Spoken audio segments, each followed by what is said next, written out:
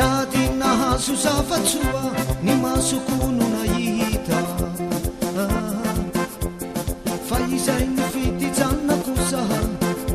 fa lalam-piandry fasana ireo olona zay osaosa de fa lasana fa izao izany fa elano tapakevitra fa niandryanao fa hanioany mbola misy azo antenaina olofantsika ka tinao fa miaraka amina atinao fa miaraka amina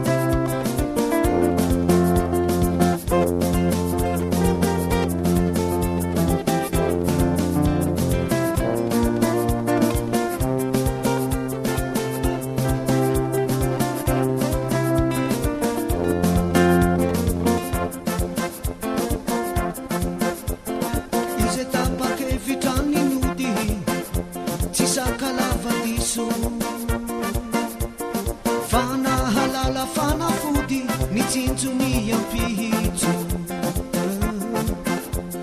fa izay ny fitijanona kosa tsy tonga tany ny adidiny ny avosa ny aina lany fa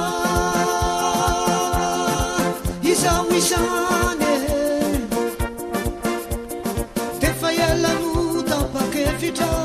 fa niandryanao fa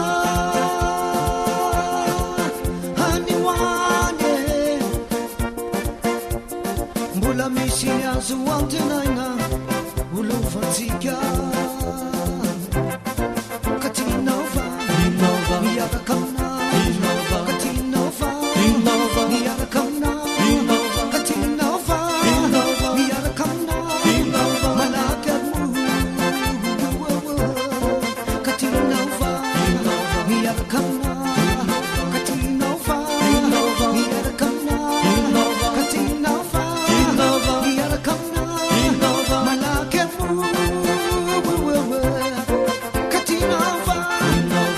come now.